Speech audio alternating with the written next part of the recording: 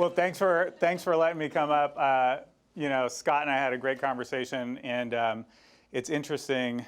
There's every time I get up to do a bigger presentation for a group of people, customers or internal, it reminds me of this when I was young in sales, and I had my first pivot. I told Dewan a little earlier, I have a love-hate PowerPoint relationship, and I had done one of my better PowerPoints. I had it perfect. I still think it was perfect. And I went in, and I was really young, and I was always told, and it was a smaller business sale, and it was like, you got to get the CEO in the room. You got to get the owner. I was like, okay.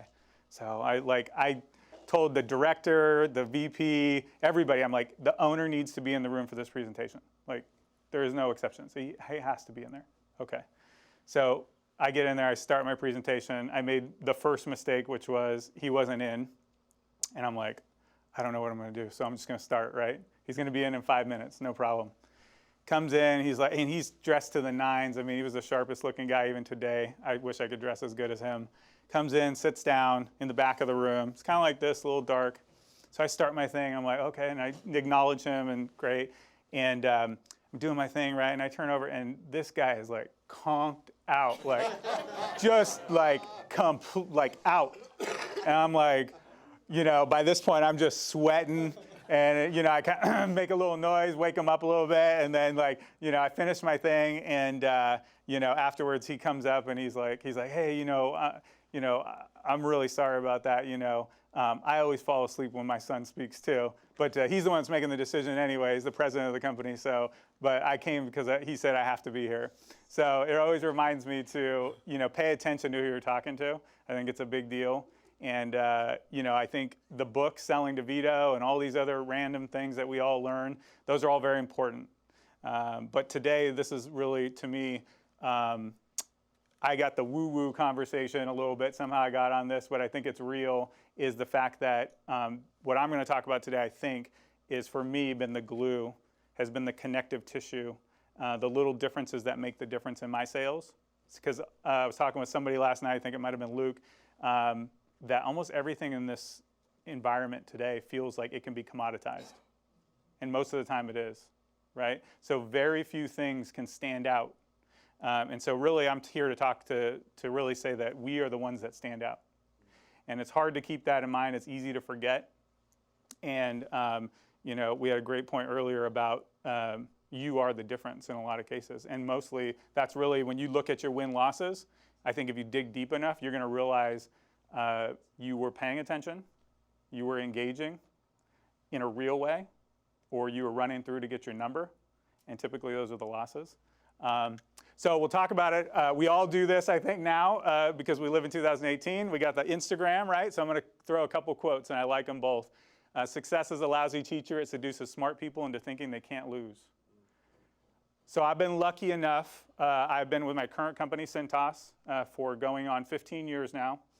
I've made 10 President's Clubs. I've been 4 times #1 in the country. So this is important for me because I always keep it as a reminder that next year doesn't matter, right? I got to do it again. And then the other piece is when people say, well, we always do it this way, or I've always done it this way, and that includes me, to really keep this one in mind for myself.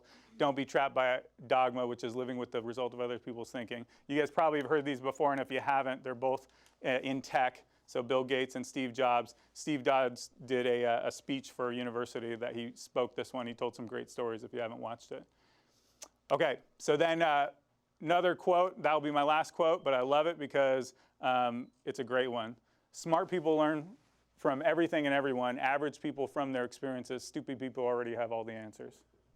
All right? I couldn't agree more, and I've been all of those. And if you've been around for a little while, you've probably been all of them.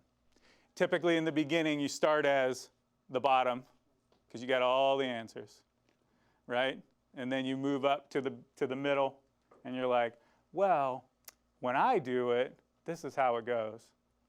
And I hope to get to the top. I'm still working on it. All right? So that's that. All right, so the title at the very top, if you didn't notice it, says Easter Island and Who Are You, right? So this is, somebody asked me earlier, and it's easy. I thought to myself the whole way here, I think I picked the wrong thing to talk about because it's like, just be yourself and you're going to win. So I was like, it has to be a little more than that, right? Right? That's what it is, right? Because that's what everyone's thinking. I'm the same way. And don't get me wrong, I'm an A-type personality. It's easy to go negative, so bear with me, folks. All right. All right. So if you don't know what Easter Island is, I'm going to tell you. And if you do, then just bear with me. So Easter Island is a small island in the South Pacific. It's hardly inhabited. And on that island, still nobody knows why, there's these odd heads, okay? There's a whole bunch of them. It's about 374. And the majority of them are like this, just like stuck in the ground randomly. Nobody knows who put them there. There's a people that used to live there a long time ago. And they were discovered by Europeans a long time ago. And where we promptly, if you're from Europeans, we gave them the diseases. And then all the people, the indigenous, died out. So that's amazing. And the more important part of that, though, you gotta bear with me. I'm going to bring you back. Don't worry. Don't worry. I'm not going to take you too far, okay? But here's the weird part. In the 1950s, some explorer dug one of these up. And somebody's like, oh, that's pretty weird. It's a coincidence. In the 50s, that happened. Well, just this recently in 2017, UCLA now is excavating it, okay? Over here, it's a dig up by some amateurs, and over here is a professional dig. And now it's a big thing, okay? So from the time gap, the reason I bring all this up to you is that it's interesting because I think a lot of people, when I was in sales, okay, I was told certain things. This is what you should do. Some of the things that Kyle brought up are great because they are real and they bring you back to certain elements in your life. And if you haven't ever had somebody in your personal, professional life tell you something, and you're like, whatever. And then 10 years later, you're like, oh, okay. And all of a sudden you have deja vu and it almost knocks you off your feet. Okay, this is what I want to keep you in mind, and the metaphor is really simple, right? You and your customer are much deeper than you look on the surface, okay? And it's something to keep in mind. I laugh because I think what to say in front of a crowd. Dewan and I talked earlier before he went up. He had the hardest job to get started, and it's like it almost feels in some cases, there's nothing new out there. We're all one Google search away from finding the right answer, right? We really are. If you sit down long and hard enough and watch enough, if you guys don't attend, I know that we all attend the same university, right? It's called YouTube University. So we are all, that's the age we live in. And so nothing I propose up here is going to be new, but I hope to give you a framework that might give you a little more insight. And I believe this is a big difference that you can take into your accounts. Okay. So what's the winning strategy? Again, nothing is new. I'm going to give Tony Robbins credit on this one. So I'm going to show you an example of what he taught me. And I listened to Tony Robbins tapes when I was first in sales, and I was making like 80 grand. And I'm like, I got to get to 100 grand. And I have a kid, and I have 2 kids. Stress. And now that I've been successful, every single day, every single week, somebody at Cintas comes to me and says, what's your strategy, right? And everybody thinks, what is the strategy? That's how I'm going to get there. And to me, the strategy isn't the answer, because those are tools and tactics, and that's important. You must be an expert at that. Otherwise, you don't even deserve to be presenting to whoever you're presenting to, okay? So if you can't learn your product and know it well enough, to me, a strategy is tools and tactics, and they're important. They're highly important, but they're not the answer. Even what I'm going to talk to you today about is not the answer. It's the middle. So the story, which is your story, okay? My dad was a blue-collar guy, never made more than 45 grand in his whole life, basically worked construction, complete anti-salesperson on another level, so I don't know how I ended up doing this. And then, well, it was money, that's why. So we'll talk about that later. But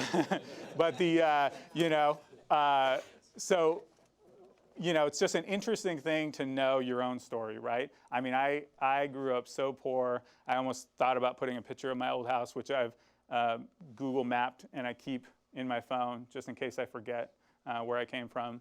And so my story partially defines me, but I loved what Kyle talked about, which is really, that's also a huge portion of what's holding you back in most cases. And it's also a portion of what's holding you back from closing a deal. Because you think you need to approach it this way, or you think they should be responding to you this way, or you think that they need to, and I use a calendar, and I line out my projects, and then they don't stick to the calendar. So all of that stuff is a story. The final thing is the state, which is your mental state, okay, mostly, but could be physical. But really, your story will define your state. Your state is really what makes you going to be number one consistently. Not 1 year, not 2 years, not 3 years, but hopefully I've proven it over a decade. And so when we get to the self, which is what I'm here to talk about, and we should have some time for questions, so hopefully what I'm talking about makes sense to you guys. It's easier like, well, I know who I am. Then you guys are great because I don't know who I am. All right? So because I only know who I am right now. And we're going to talk about that in a moment. And your customer only knows who they are right now. This is very important because this will lead you down to the point. I'm going to give a guy named Sam Ovens credit for this idea, and I love the way it's outlined, so I'm going to use it. I created the PowerPoint, but the idea is his. All right, so you have self, but you don't think, well, how does your family affect that, right? And I think it's important because it's easy for us to forget this. And how does your current business or company affect your mood, your current state of thought? Okay? If you've been around in business long enough, for the people that are new, your company is affecting you in a big way right now. They're affecting how you're growing up, how you're deciding on your next stage of life. If you've been in business for a long time and you've been with the same company a long time, sometimes that same thing is happening, or you become very stagnant. And they've driven some ethics into you that are maybe good, maybe bad. And you might even compromise your ethics if you don't be careful. And then how is society, right? Society is changing a lot. I know this is getting a little deep, so bear with me, right? And then within all of that, what's right and wrong, right? And then how do your thoughts around those things come together? That, to me, is you and me and your customer and every single person you're talking to, okay? So you should know your business. You should know your tools and tactics. You should know how to get in the door. You should know how to seed people. You should know how to present your product well and know every single thing about it. Yes, absolutely. But if you don't keep this in mind, I guarantee you it'll hurt you. But again, that's only your present self. And hopefully if you've done anything right, all of us have started over here. And over time, let's hope we're going up, better meaning, versus going the other way. But we've changed, right? So that's your past, that's your present, that's your future, that's also your customer. And I always, the reason why I put it this way is this is an interaction. And if you're not, like we've all talked about selling to multiple people in the company, getting everybody around me, right? I talked a little bit about on my podcast, I have this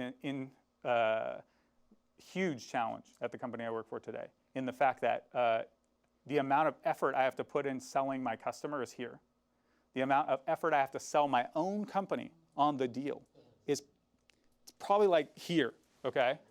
I mean, the internal sale is the biggest challenge ever, okay? And one of the things that's helped me succeed, not over a small period of time, but a long period of time, has been this, okay? I consistently, on the internal sale, my goal, very similar to one of the other speakers, is to analyze how do I bring the complexity down. And the complexity of the internal sale is by figuring out a way to at least balance those. Okay? And the way to do that in my mind, I can only speak from my own experience, is this, is that you have to know where you're at, and you have to align with people, not only your customer, but also your internal customer, and figure out how you're going to make things move faster. And the best way to move them faster is by trust. Okay? There's actually a book called Speed of Trust, which is a really good book. And this is a very similar concept, is that you must figure out your way. Your way. I can't do it. You can't do it like I do it, but you can do it your way. Is how do you create trust? And if your trust is because you're a technical expert, great.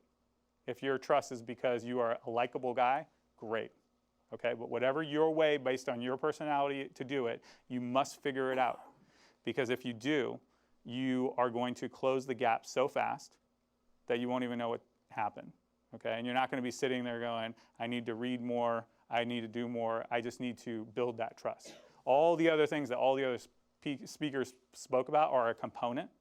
They're all important. They're just as important as this. But if you miss this, you're going to walk out of there doing what I've done too many times. Like, what? I did it better. I did it faster. I've even done it cheaper. I thought, and lost the deal. Okay? Maybe I'm just a bad salesperson. Okay, so knowing the other pieces, I'm going to break this down very simple because I'm a simple-minded person. Okay, so you take this, you align with your customer, right? And then you figure out, similar to what some of the other speakers spoke about, but when you have trust first, they are going to give you what their desired outcome is. And it probably won't be exactly what you thought, and that's why. You will never, that's why, to somebody else's point earlier, don't ever present. This is discovery, if I was to use the term. Discovery, they give it to you. It's like a laser beam. And then all you have to do is follow it. And if you've done the trust right, then you're going to get there. It also creates what we all want, which is the demand. And now you're not selling. Because what I find a lot of people feel like is selling is like pushing that rock up the hill, right? I've never felt that way. I feel like if I do this, I'm no longer pushing the rock up the hill. I'm not swimming up the river. Like, I just jump in and it goes. Because it's taking me. And it's taking them. And they're getting excited. And I don't know if I have the decision maker all the time, but if I have a great coach, many, many times I've gotten a great coach to sell the decision maker. I didn't need to sell the decision maker because they're not going to listen to me anyways. They're always going to look at me as a salesperson in many cases. I could have the coach do it for me. I want to be ready to do both, okay? Just like my CEO falling asleep in the back. I didn't need him. I got that deal later, after a long period of time, after I messed up. But it wasn't him to do it, you know? So I'd keep this in mind, and it takes some work to figure out how you're going to do that. All right, so again, this is to me selling in the most simple format. I am so simple-minded. Here's what it is. It's really simple. And it's what we all want too. This is for the customer and for us. The customer and us, all we want is a better version of ourselves. It's that simple. And they have a current situation. Formatting got off somehow, but you can figure it out. And they have a desired situation. So they're here, and they want to go here, right? Sometimes they don't know where they want to go, so you do have to help them out a little bit. It's like my kids. It's like, you got to ride the bike, right? But they have somewhere they want to go. And my whole point of my speech is really this, is that you're the one to get them there. And if you don't believe you're the one to get them there, then you're going to do what Dewan said, is make the recommendation that they do something else, right? Because that's doing the right thing. And later on, you might get them. But have you ever had, do you guys think that you can sell anybody? Yeah? You guys are better than me. I don't think I can sell everybody, okay? But what I think I can do is, the way I can benefit them is by really connecting with them and really making the right recommendation. And that's how I can get them there. But the reason why they're going to hire you, to me, is really simple, is they can't get to their goal on their own. They want to get there faster, and they want a proven system, right? So that's where all of the other components come in. You have to be engaging, you have to get their trust, and the way you do that is be the expert at what you do. So there's no question about that. But it's easy to just roughshod over that initial part. And that can be, there's an older book, I don't know if it's still around, but it's called Power-Based Selling. And if you guys have ever read that book, it's a really great one as it relates to enterprise sales, but really where your decision maker may not have the title you think. And this comes into play specifically for that, okay? And we've all been there before where that decision maker is probably not the title you think.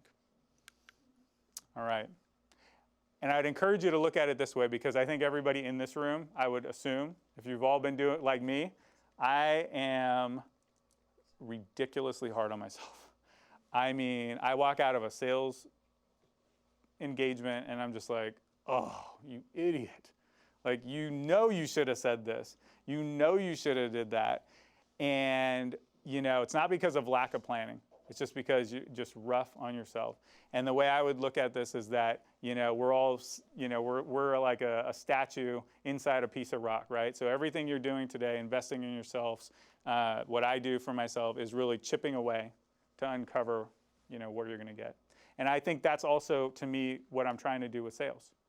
So a lot of times the customer doesn't know, right? So that's where this, whether it be a long sales cycle, but you have to be that expert to really chip away at those pieces of the puzzle and uncover for them and with them. It's a journey to get to the other side. And by the time they get to the other side, to me, that's why you get to the point where they're going to recommend you. Why they will pick up the phone and call their VP buddy, say, you should just go with him because he's better and here's why. They trust you that much that they're proactively doing that. I don't want a letter. I don't want a video. I want them to be able to pick up the phone and call them and say, hey, I need, you should go with him. Let me tell you why. So that's it. I don't know if we have questions. I understand like the self, family, business, company, society, like kind of how all of those contribute to who you are as yourself. But sure. I don't understand these dots and these green lines. You don't understand the dots on the green lines? Yeah. All right. So basically, it's really about your shifting personality as you grow. Okay? So, some people will say they'll never change. That's how they are. They're always going to view one thing one way, and they're not going to change. And the reason why it's important to me to understand that is because you have to think about it as it relates to the customer too, right? So I think somebody mentioned it earlier about the dog, right? So there's the dog situation, right? But they could have something much more than that.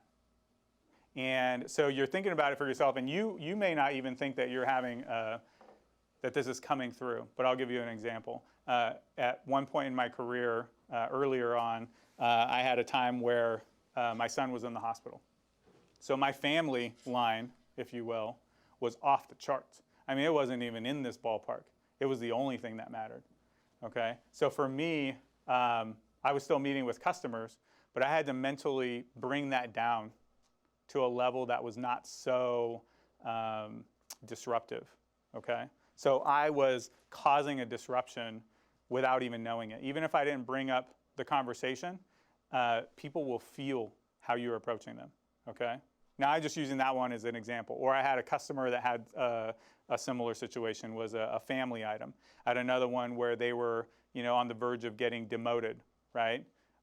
So you have all these elements that are at play with your person that you're dealing with, right? The person at the company. So the lines are just for me, just for you to mentally think about, where are you at right now? I see family, business, company, society, but then like yourself, like what's an example of like a wrong and a right in yourself? And maybe you could give a family one too. Oh, I won't define that for you or for me, right? Because everyone has their own individual belief systems. But you'll know where you're at. You should know where you're at. And a lot of times people don't, there's a little cartoon I saw recently, and it has somebody like at a podium. It says, who wants change, basically, in this organization? You saw that? And then it says, who wants to change? And everyone's hands down, right? And so this is the point, is looking in the mirror for a moment before you get started every day and knowing where you sit. It seems like a small thing. I get it. I do get it. This may be the item for you that 10 years from now you're like, oh, I hope it is. So, but because I realize, I feel, so here's an example. I feel that you don't get it, and you're looking at me like, Paul, what are you talking about, man? I want to get it, though. I really do. Okay. I'm not telling you something. I want to let you know that I'm not trying to be profound here at all. This diagram is simply to try to think about it. I guess think about it as a balance. It's a balancing act, okay? And the balancing act for us, okay, is to figure out our way, right? Kyle, to double his sales, he had to change his balances, guaranteed, okay? Not only his goals and his targets, but he had to change how he thought about himself and envisioned himself. He might have thought at one point, and I have before in my past, that money, right, making money is wrong. Guaranteed, if he ever thought that and believed it, he's never going to hit his target. He's never going to double his numbers. Okay, I've doubled my numbers and I've had to change my belief. Coming from a blue collar background to what I do now has been a huge leap, just in my what I would call my right and wrong of my family beliefs. Okay, you could go down the road if you were to make a list of all the things you thought right and wrong are. Now you may not have any of these, and that's amazing, but most people have these going on a regular basis, and a lot of them are coming from, we all got handed our beliefs when we were younger. And we grew up with certain things. And so those can be affecting you and your performance. And the way they affect your engagement with the company and your customer is how are you bringing those into your sale? Hey, Paul. Hey. Thank you. Great presentation. A nice counterpoint to some of the sales technique focused presentations here. We're talking about sort of our personal brand, personal value. So my question, though, I like this slide. I think it was the one before or after that says everybody wants to be a better version of themselves, whether us as the sellers or our customer. Sure. I'm in enterprise like you and many of the folks here. Many of the things we sell are not sexy. Mm-hmm. They're financial solutions, they're operational solutions. Yeah. I sell toilet paper. Deal with that. That could be sexy. I don't know, for some people. Yeah. So I think when you're trying to explore or extract from the customer, what is the better version of themselves, so that you can have this laser to go meet it.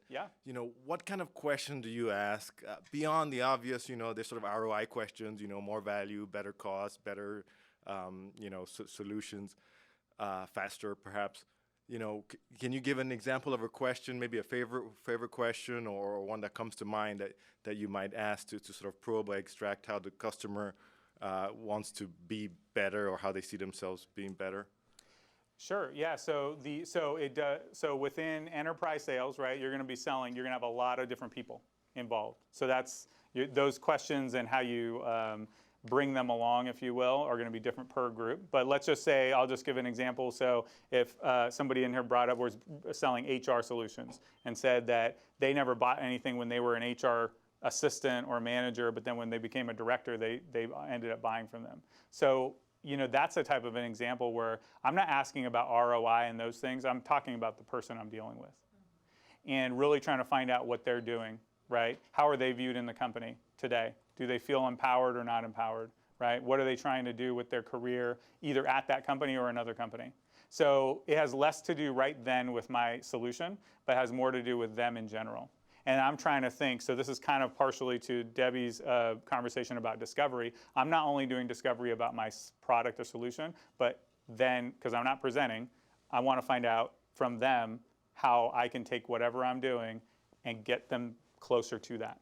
So there's no specific question, but it's just focusing on the person. I'm intently focusing on them with this in my mind, not projecting anything from my life to theirs, and also I'm trying to extract their personality and really get to know what they want to do.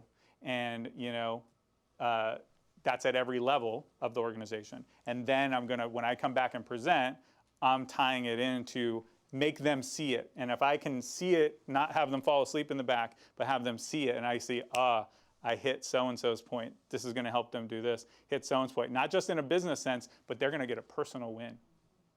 Yeah. When I do that, I win, and I win big. The question is, what does success do for you, right? Yeah. What does it mean to you? Where do you want to go in the organization? Like, what does this do for you if we get this win here? Yeah. Right? Yeah, absolutely. And it's something, it's hard to, sometimes you don't know. I mean, you don't know, but they'll tell you.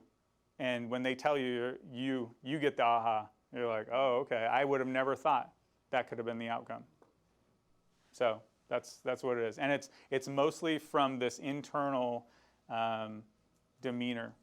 So that's what I'm telling you guys that I think is important for me is my internal demeanor, taking it into the customer and then getting from them. And if I see that something's off, I'll just ask them. I'll be like, is everything okay, right? Because you have those times when you're like, why is it such a struggle? So, yes, sir. So, outstanding job. I was wondering, you mentioned how hard you are on yourself, and you kind of moved on a little bit after that, and that kind of gravitated to that. Because I am very much the same way due to a lot of other things that I'm not going to get into. But when you encounter that kind of situation, or when you walk out of a meeting and you're, saying, why didn't I do this, or I'm an idiot? What kind of techniques or strategies, self-talk, whatever, that do you implement to help you move beyond that? So I used to dwell on it, and that's the short version is now, just probably because of age and over time, is I just let that go. I have to forgive myself for the things that I don't do, because I know going in I have great intentions, and so that helps. And then I'm not doing it, and so I have to just forgive myself. I know it sounds lame, saying it does, but it's really the answer for me, is just letting myself be okay with the way I handled it. And I had one literally just the other day on Thursday of last week. I had a conversation with a VP, completely beat myself up over it, and I got a call back as we've been sitting here, and they're ready to move forward. So I'm just like, I didn't need to go too far, right? I must have did okay. So forgive yourself, and then always try better. That's simple. Nothing I said in here was complex, but like I said, I call it the connective tissue, the little differences that make the difference for me. All right.